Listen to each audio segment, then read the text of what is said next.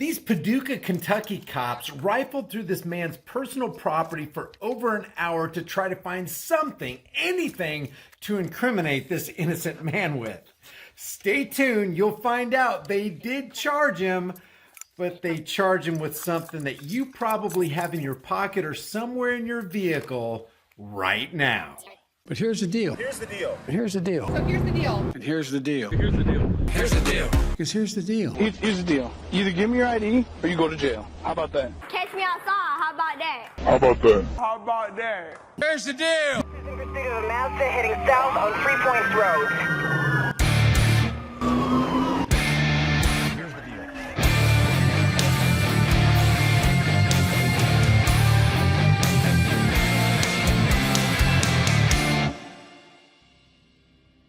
Welcome back to the Here's the Deal channel, where we investigate the potential crimes committed by men and women in costumes as they violate the rights of people they swore they would protect. Today's story comes from the Bluegrass State. One night in Paducah, Kentucky, Philip Ham and his friend were driving down the road when they were pulled over by an officer from the Paducah Police Department. The initial reason for the stop was a broken tag light, which quickly turned into a careless driving concern. And before we take a look at this, many contend that stops like this are interesting because police partisans always remind the public that one of the most dangerous situations American cops can face is not confronting a mass shooter, hunting down a human trafficker, or investing time stopping real criminals. They say the most dangerous part of the law enforcement job is the routine traffic stop. And if this is the case, if vehicle stops are so dangerous, why put the lives of countless officers across the country on the line when the risk is so great and the reward is so small? Let's take a look at this particular traffic stop as an example. 3074, 1010. Hey, I'm Officer Bear with the Paducah Police Department. Man, the reason I'm stopping you, okay, is a couple things. First off, your tag light is busted out. The lights that go over your plate in the back there, you know what I'm talking about? Yeah, you got the two of them. None of them were working, so there's nothing shining on the Really? plate. Yeah. Oh, okay. And the second thing is, man, you're swerving in the lane there. You crossed over the dotted white line and then over the fog line there, the solid white on your right side. Are you okay? Yeah, I guess I just didn't realize I was doing it. I I was got talking his head off. You just talking his head off? Okay. Yeah. You got your license. Hold on to that paperwork, okay? Okay. And then you got an ID on you? Yes, sir. Okay. Is this your truck, Mr. Ham? No. This is whose truck is this? Dennis Dell. There are no guns or knives in the car or anything, is there? No. Okay. Mr. Ham, come on back here. I'm gonna talk to you in front of my car and get that paperwork from you, okay? Come on back here with me. Why do I need to get out of the car then? Because I'm gonna run your stuff back here in my car, okay? Oh.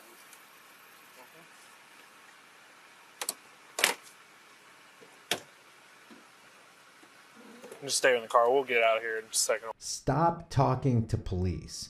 You're under no obligation and there's no law stating that you need to answer any of their questions. You have a right, an unalienable right to remain silent. Time and again, we see that the more you talk, the more evidence they gather to use against you later. And that's exactly what they're doing. So the next question is, do you have to exit your vehicle upon the officer's request? Against the unalienable right to be secure in your person, papers, and effects, the Supreme Court decided that a police officer has the authority, albeit unconstitutionally, to order a driver outside of the vehicle at their discretion after the Pennsylvania versus Mims case. Harry Mims was ordered to exit his vehicle after being stopped by two Philadelphia police officers in 1977. When Mr. Mims exited the vehicle, the officers noticed a bulge in his jacket and quickly discovered that it was a .38 revolver. Mr. Mims was charged with unlawfully carrying a firearm and a separate charge for the concealed deadly weapon, which is a direct violation of Mr. Mims' Second Amendment right to keep and bear arms. In addition, it's against the cop's oath to protect and not infringe on that right. Mr. Mims said that it was a violation of his right to step out of the vehicle.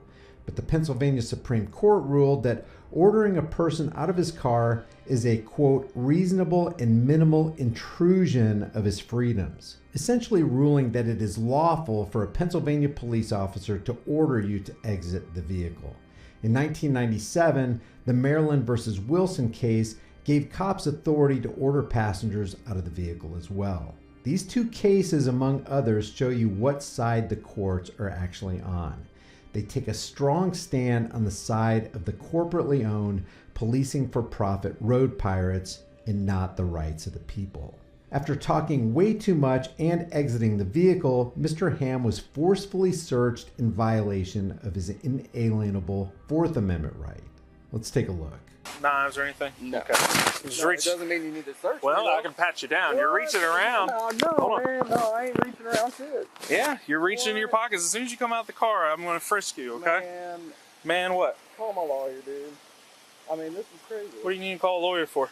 Because this is ridiculous. How's this ridiculous? This lighter, cigarettes, your wallet. Lighter, cigarettes, wallet. I'm allowed to frisk you, okay? Okay. So come on in front of me. That's all that was. I mean, all right? I'm sorry.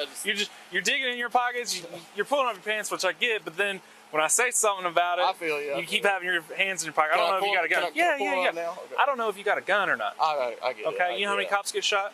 Too many. All the time. Too Okay. And I ain't trying to be that cop.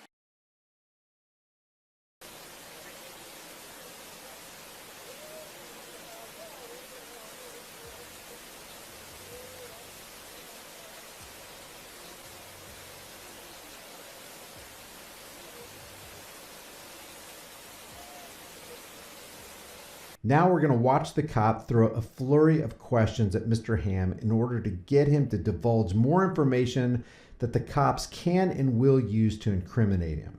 Just as a reminder, when cops act lighthearted and friendly, you never want to let your guard down. They're building a case against you, and they're going to use your own words to do it. Y'all coming from night out? Did y'all go to the Touchdown Tunes or anything? No. He was walking down the road the other day, or not the other day, but earlier, and Wynn picked him up over there by Western Baptist. It's just a buddy of mine. Over by Western Baptist? Yeah. He was at another friend's house, and then he was walking downtown. So where y'all come from? Oh, we just went over to KC's, but they were closed. Yeah, they closed down earlier. They had some issues going on. That's what they said. They had they had a little fight and everything. Somebody got maybe knocked out or got hurt, so they were like, cut it off. Gotcha. How much do you have to drink tonight, bud? Not much. I mean, not enough to really impair me or anything. Not enough to impair you? Okay, that's fine. So you don't think you're impaired at all? No, not at all. Okay. Your driving not concern you, swerving in the lane or anything? No, I mean, I guess I was a little distracted, just a little distracted. Trying to put on music and shit. Okay, I got you. No big deal. Let me run your stuff, okay? 374. Yeah. You ever been in trouble police before? Not in a long time. Not in a long time. What was it before?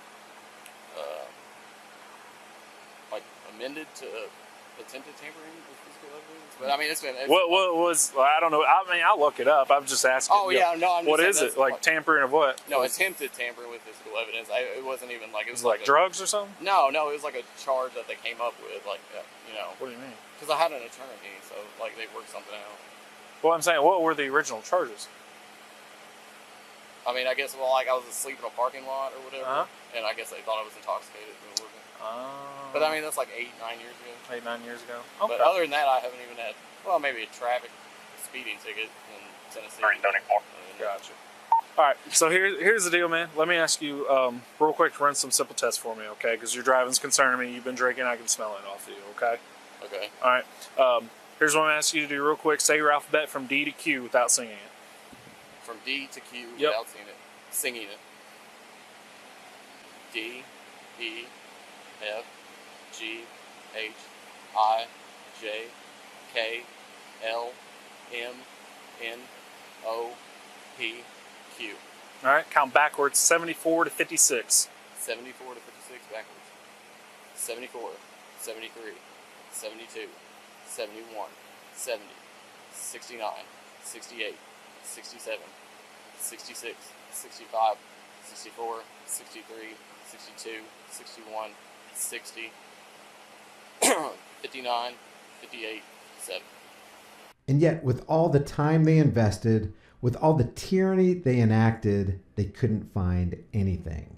But this unconstitutional detainment was far from over. They now decided to focus on Mr. Ham's passenger, which is another good example on why you don't want to ever say anything to cops. Because when they separate you, if you give them even a slightly different story than your fellow travelers, they will take both or all of you as lying to them, giving them further justification to charge you with a fabricated crime. So let's watch the Paducah Police Department violate the passengers' rights now. Face the car, okay? I'm gonna make sure you ain't got no weapons or anything on you, okay? You can put your hands on top of the car, that's fine. What all's in this pocket here? A bunch of keys and stuff? Well, don't reach for it. I don't know if you got a knife or something on you. No. Okay. I got my keys in there. Yeah? And then in my left pocket, I have a pair of brass knuckles that I found. Okay, so you do have some brass knuckles on you? Yes, Can I sir. pull all this stuff out of here just so I can make sure we ain't got nothing? Yeah. Flashlight. So you're carrying around brass knuckles? I found them tonight. You found them tonight? Okay. Yeah. Alright. What's down here, bud? I have my medicine. Ooh, that's a lot of medicine. Keep your hands on the car. Sorry. Okay. That's a lot of stuff. What all is your medicine? Keep your hands on the car. I get prescribed Suboxone. Yeah? Valium. You got any meth on you? No, sir. No? I gave that up when I got arrested, sir. Now the Paducah rights tramplers ask Mr. Ham if they can search his vehicle. He declines, and they bring out the drug dog, who alerts to a false hit on the car, giving the cops the justification they need to rifle through Mr. Ham's private property. And rifle through it they did.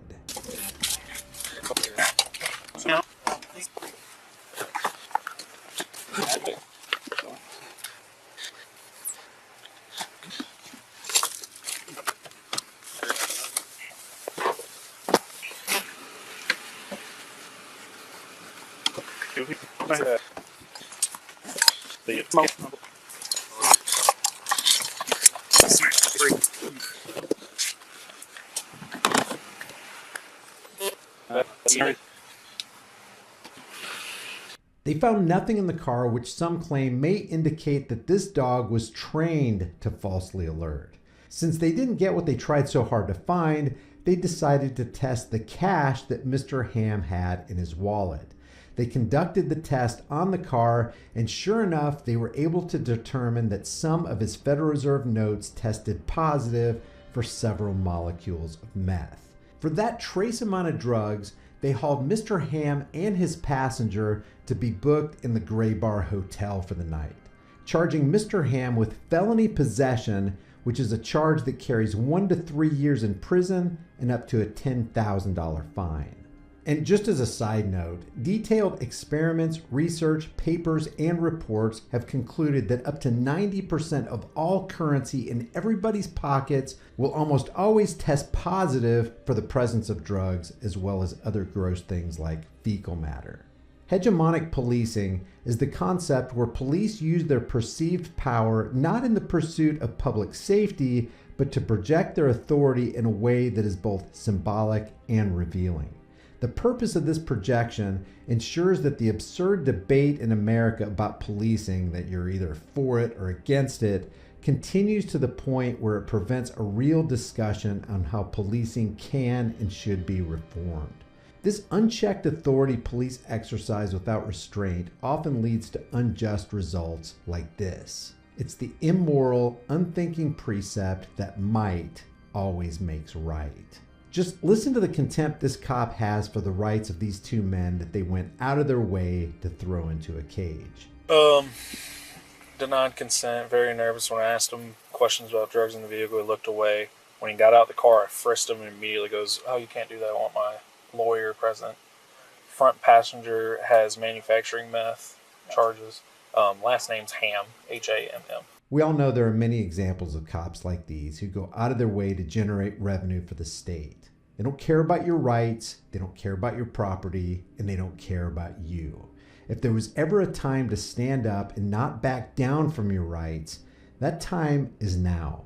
This criminal creation technique that cops are involved in, where they turn an innocent man into a criminal who will now generate dollars for the state, for the corporate court system, and the prison industrial complex, is something we all need to be aware of and resist. Knowledge is power, and courage is needed to stand against tyranny, or we're going to lose everything. Thanks for watching, and if you consider this video valuable, take a second to like it and share it. Subscribe to the channel, hit the bell, and grab some hard-hitting merch from the store. Also, subscribe to my private email list. All the links are in the description. I'll see you in the next video.